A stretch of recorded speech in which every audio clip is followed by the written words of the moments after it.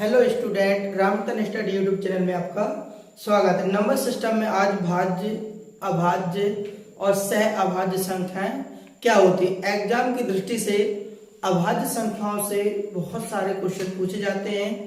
तो आइए देखते हैं यहाँ पर कौन कौन से क्वेश्चन और कितने टाइप के क्वेश्चन बनते हैं। आप वीडियो को अंत तक देखिए। अगर ये पहले आपने कहीं पढ़ा होगा चैप्टर या ये आपने भाज्य, अभाज्य, सह अभाज्य संख्या कहीं पढ़ रखी होंगी तो आप विश्वास रखिए वीडियो को आप अंत तक बने रहिए। इसमें आप बहुत सारी एक नई चीजें सीखेंगे और एग्जाम में क्वेश्चन किस तरह से पूछे जाते हैं, कैसे क्वेश्चन बनते हैं, हम वो भी यहाँ पर आपको बताएंगे। ठीक है, तो आइए स्टार्ट करते हैं। देखिए भाज्य संख्या क्या होती है। तो एक से बड़ी हो, एक से बड़ी हो तथा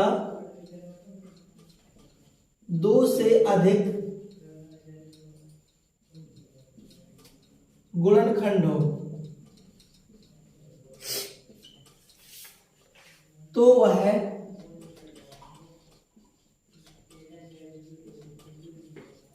भाज्य संख्या होती है। एग्जाम्पल में देखें जरा, एक से बड़ी हो और दो से अधिक उसके गुणनखंड हो तो वह हमारी संख्या भाज्य संख्या होती है। जैसे कि यहां पर समझिए जरा, जैसे हम बोले एक, तो एक भाज्य संख्या नहीं है क्योंकि वो एक से बड़ी नहीं है। दो, तो दो के केवल एक और दो, दो के केवल दो ही गुणनखंड हो, दो के केवल दो ही गुणनखंड है। लेकिन उन्होंने कहा है कि दो से अधिक गुणनखंड होने चाहिए, तो हमारी ना तो एक भाज्य संख्या होगी ना ही हमारी दो भाज्य संख्या होगी। तो देखिए जरा, तीसरे के गुणनखंड कहा जाए तो एक और तीन, तीसरी संख्या के भी तीन गुणनखंड हैं, ये भी हमारी भाज्य संख्या नहीं होगी।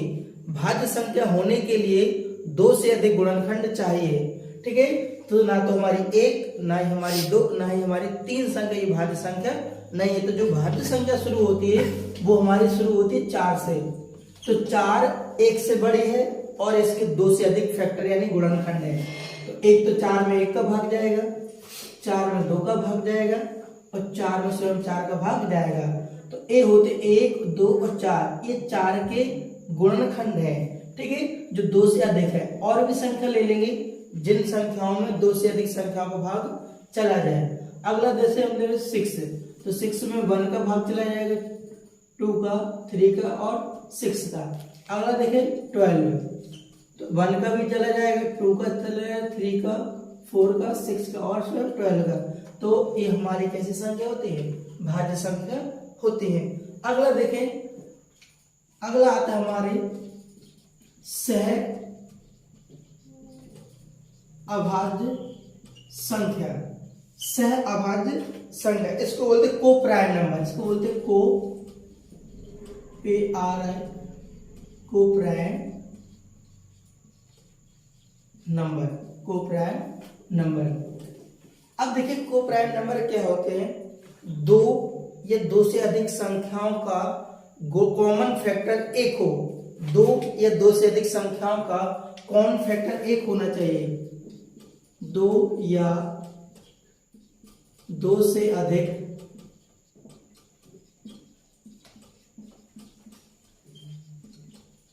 संख्याओं का कॉमन फैक्टर एक हो तो वह अभाज्य, तो वह सह अभाज्य संख्या होती है। एग्जाम्पल में समझेंगे, जैसे कि हम बोले 80 और 81। यदि हम 80 के फैक्टर की बात की जाए तो 2 गुणन 2 गुणन 2 गुणन 2 गुणन 5। 81 की बात की जाए 3 इंटू 3 इंटू 3 इंटू 3। यदि 80 और 81 में अगर यदि कॉमन फैक्टर देखा जाए, कॉमन फैक्टर, तो जब कोई कुछ नहीं है तो यहाँ पर कॉमन फैक्टर क्या होगा, एक होता है। एक दूसरा उदाहरण भी लेते हैं, जैसे 29 और 25। 29 और 25 में यदि हम देखें तो 29 के फैक्टर क्या होगा, 29 गुणा 1, और 25 के फैक्टर 25 5 इंटू 5। तो इसका यदि कॉमन फैक्टर देखा जाए तो कॉमन फैक्टर इसमें कुछ नहीं होता, तो यहाँ पर क्या होता है, दोनों में 1 होता है। तो ऐसी संख्या ले, चाहे दो संख्या हो या दो से अधिक संख्या हो, उन संख्याओं में यदि एक कॉमन गुणनखंड फैक्टर है तो ऐसी संख्या हमारी क्या कहलाती है, सहअभाज्य संख्या। लेकिन यदि एग्जाम की दृष्टि से देखा जाए तो हमारे एग्जाम में सबसे ज्यादा जो क्वेश्चन पूछे जाते हैं वो पूछे जाते हैं हमारे प्राइम नंबर यानी अभाज्य संख्याओं से। ठीक है, तो आइए देखते हैं अभाज्य संख्याएं क्या होती हैं। देखिए अभाज्य संख्या अभी हम पढ़ चुके हैं, भाज्य से अभाज्य और अभाज्य संख्या। अभाज्य संख्या से एग्जाम की दृष्टि से बहुत सारे क्वेश्चन पूछे जाते हैं। तो यदि नंबर सिस्टम में अगर कहा जाए या भाज्य अभाज्य प्राकृत संख्या, इन संख्याओं में सबसे ज्यादा किसी टॉपिक से क्वेश्चन बनते हैं तो हमारे अभाज्य संख्या से सबसे ज्यादा क्वेश्चन पूछे जाते हैं। ठीक है, तो इस अभाज्य संख्या को हम बहुत डिटेल से पढ़ेंगे।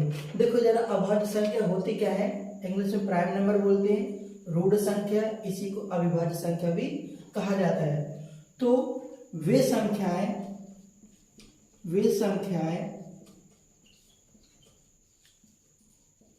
जिसमें एक एवं स्वयं उसी संख्या का भाग चला जाता है तो वह अभाज्य संख्या होते हैं। एग्जाम्पल से समझेंगे, जैसे हमने कहा 19 में केवल एक का भाग जाएगा, स्वयं 19 का। दूसरा पॉइंट है 97 में देखा जाए तो एक का भाग जाएगा, स्वयं 97 का भाग जाएगा। तीसरी की बात की जाए 23 में केवल एक का भाग जाएगा, स्वयं 23 का। ऐसी बहुत सारी संख्याएं होंगी। यदि कहा जाए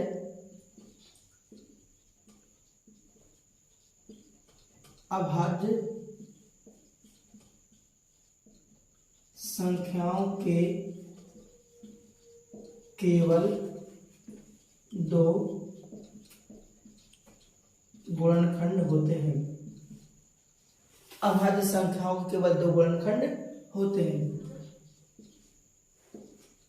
1 से 100 तक 25 अभाज्य संख्या होती है। यदि आपसे पूछा जाए 1 से 100 तक कितनी अभाज्य संख्या होती है, तो 1 से 100 तक 25 अभाज्य संख्या होती है। 100 से 200 तक 21 अभाज्य संख्या होती है। हमने कहा 1 से 100 तक 25 अभाज्य संख्याएं होती हैं।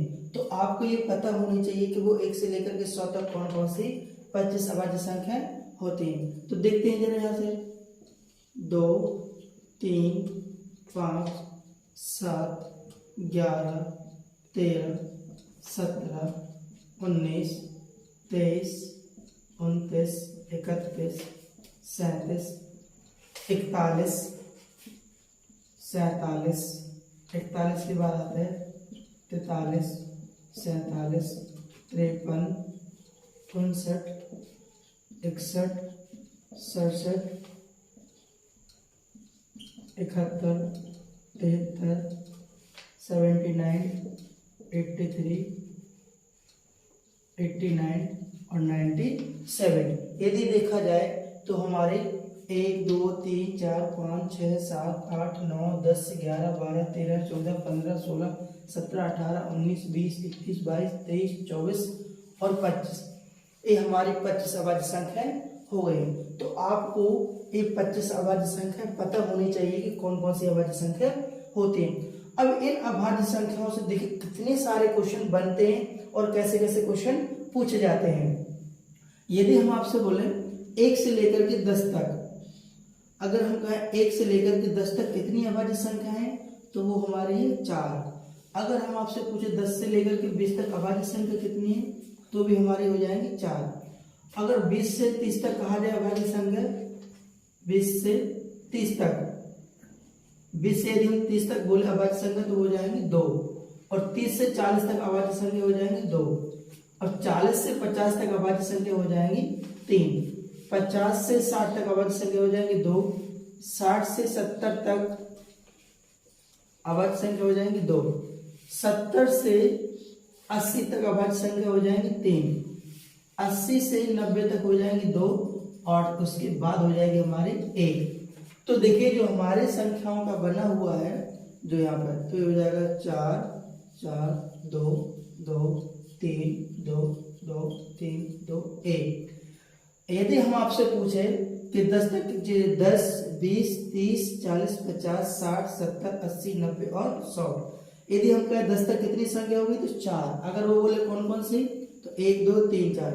20 तक कितनी होंगी, 10 और 20, तो 4 और 4 8। अगर आपसे पूछा जाए 30 तक कितनी होंगी, तो 10 20 30, यहाँ तक 30 हो रहा, तो 4 4 8 और 2 10।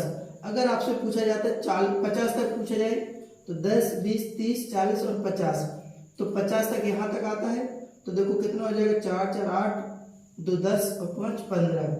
तो आपसे यहाँ पर कैसे भी क्वेश्चन पूछा जाए तो आप वहां पर बता सकते हो। अब यदि देखिए क्वेश्चन कैसे कैसे पूछे जा सकते हैं, देखो जरा बात को, यदि आपसे कहा जाए 1 अंक की, देखो यहाँ पर हम समझाए आपको, 1 अंक की सबसे छोटी अभाज्य संख्या कितनी हो जाएगी, 2। 1 अंक की सबसे छोटी अभाज्य संख्या 2, 1 अंक की सबसे बड़ी अभाज्य संख्या हो जाएगी 7। अगर आपसे पूछे 2 अंक की सबसे छोटी अभाज्य संख्या वो हो जाएगी 11। अगर आपसे कहा जाए 2 अंक की सबसे बड़ी अभाज्य संख्या क्या हो जाएगी, वो हो जाएगी 97।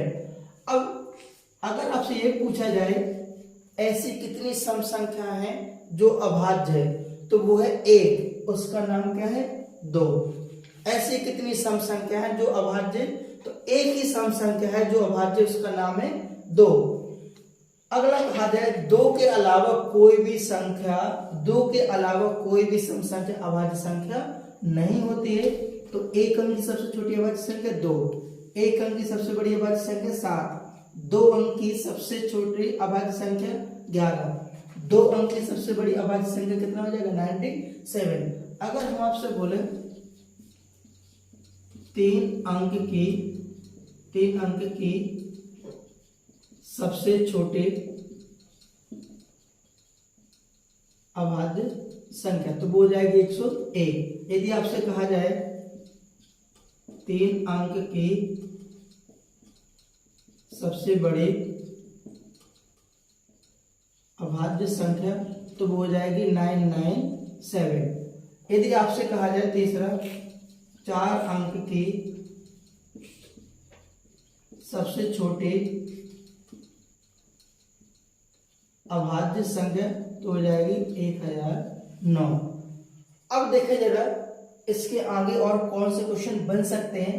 यदि हम आपसे बोले 1 से 50 तक कितनी अभाज्य संख्या है, तो 1 से 50 तक अगर कहा जाए कितनी अभाज्य संख्या है, एक ऐसा होगा स्टूडेंट, वो 1 से लेकर के 50 तक संख्याओं को लिखेगा पहले कौन कौन सी अभाज्य संख्या होती हैं। लेकिन जिसको ये पता होना चाहिए, अगर ये आपने को आता है या पहले से लिखा रखा, अच्छे से प्रैक्टिस की है, तो आप, और ये आपको जरूर याद होना चाहिए वाला जो हमने यहाँ पर लिखाया है 10 20 30 40 50, तो 4 4 8 2 10 2 12 और 3 15, तो 1 से 50 तक कितनी हो जाएंगी हमारी अभाज्य संख्या, वो हो जाएंगी 15। तो यदि कहा जाए कौन कौन से हो जाएंगे, तो आप यहाँ से गिन सकते हो 50 तक यहाँ तक, ठीक है। तो यहाँ तक गिनोगे तो आपकी 15 अभाज्य संख्या हो गई। अगला कहा जाए आपसे क्वेश्चन ऐसा बन सकता है 60 से 75 के बीच, 60 से 75 के बीच अभाज्य संख्याओं का योग क्या होगा। 60 से 75 के बीच अभाज्य संख्याओं का योग क्या होगा। तो आप देखिए 60 से 75 के बीच कौन कौन सी अभाज्य संख्या है। एक तो हो जाएगी आपकी 61, एक हो जाएगी आपकी 67, एक हो जाएगी 71 और एक हो जाएगी 79। तो 61, 67, 71 और 70 आपसे कहाँ तक पूछा है, 75 तक पूछा है, तो आपका हो जाएगा 73। तो हम 61, 67, 71 और 73 आपसे क्वेश्चन पूछेगा 60 से 75 के बीच, ठीक है। तो यदि हम इसको जोड़ेंगे तो 272 हमारा क्या आ जाएगा इसका आंसर। अब और भी कोई भी क्वेश्चन पूछ सकता है। अभी इन्होंने पूछा 60 से 75 के बीच, आपसे 40 से 90 के बीच कैसा भी क्वेश्चन पूछ सकता है। वो आप क्वेश्चन का आंसर आप तभी दे पाओगे जब आपको 1 से लेकर के 100 तक जो 25 अभाज्य संख्या होती है वो आपको बहुत अच्छे से पता होना चाहिए। अब देखते हैं और क्वेश्चन कैसे पूछे जा सकते हैं कि आपसे पूछ लेगा कि 3 अंक की सबसे छोटी और सबसे बड़ी अभाज्य संख्याओं का योग क्या होगा। ऐसा पूछ सकता है कि 2 अंक की सबसे छोटी और सबसे बड़ी अभाज्य संख्या, 2 अंक की सबसे छोटी अभाज्य संख्या 11, 2 अंक की सबसे बड़ी अभाज्य संख्या 97। अब वो इनका 2 अंक की सबसे छोटी और सबसे बड़ी अभाज्य संख्याओं का योग पूछ सकता है, उनका अंतर पूछ सकता है और उनका गुणा पूछ सकता है। कैसे भी क्वेश्चन पूछ सकता है तो आप उसको कर सकते हो, ठीक है। अब देखिए आगे, देखिए जरा, यदि कोई अभाज्य संख्या 3 से बड़ी हो, कोई भी अभाज्य संख्या यदि वो 3 से बड़ी है, तो कोई भी अभाज्य संख्या 3 से बड़ी है, जैसे हमने मान लिया प्राइम नंबर 5 है, तो उसका p स्क्वायर माइनस के वन हमेशा किससे डिवाइड होता है, 12 से डिवाइड होगा, ठीक है। एग्जाम्पल से समझेंगे, जैसे हम ले रखे 5, तो यहाँ पर रखेंगे 5 को p की जगह रखेंगे 5, 5 का स्क्वायर हो जाएगा 25 माइनस 1 बटे कितना हो जाएगा 12, तो 25 में से 1 जाएगा बचेगा 24 बटे 12, तो ये कितना आ जाएगा यहाँ पर 24। तो कोई भी यदि अभाज्य संख्या 3 से बड़ी है तो वो उसका स्क्वायर करने पर माइनस 1 करने पर वो हमेशा 12 से पूरी डिवाइड होगी। अगला पॉइंट देखिए जरा और इम्पोर्टेंट, अभाज्य संख्याएं 6n प्लस माइनस 1 के रूप में होते हैं। अभाज्य संख्याएं 6n प्लस माइनस 1 के रूप में होते हैं। एग्जाम्पल से समझेंगे जरा, ये n की जगह हम यहाँ पर n की जगह 1 2 3 4 5 ऐसे कुछ भी रख सकते हैं। तो देखें यदि n की जगह अगर 1 रखें तो 6 गुणे 1 प्लस 1, तो 6 एकम 6 और 1 कितना हो जाएगा 7, 7 हमारी कैसी संख्या है, अभाज्य संख्या है। यदि हम यहाँ पर माइनस ले लेते 6 गुणे 1 माइनस का 1, तो हमारा 6 एकम 6 में से 1 जाएगा तो आ जाएगा 5, ये भी हमारी कैसी संख्या है, अभाज्य संख्या है। यदि हम 6 गुणे 2 रख दें और प्लस 1, तो 6 दूनी 12 और 1 13, ये भी हमारी कैसी संख्या है, अभाज्य संख्या है। यदि 6 गुणे 2 माइनस 1 कर दें या 1 कर दें, 6 दूनी 12 में से 1 जाएगा 11, ये भी हमारी कैसी संख्या है, अभाज्य संख्या है। तो जो हमारी अभाज्य संख्या होती है वो 6n प्लस माइनस 1 के रूप में होते हैं, ठीक है। तो आपको यदि वीडियो आपको अच्छा लगा हो तो आप कमेंट करके जरूर बताइए, ठीक है, और चैनल को आप सब्सक्राइब कर लीजिए। मिलते हैं नेक्स्ट वीडियो में।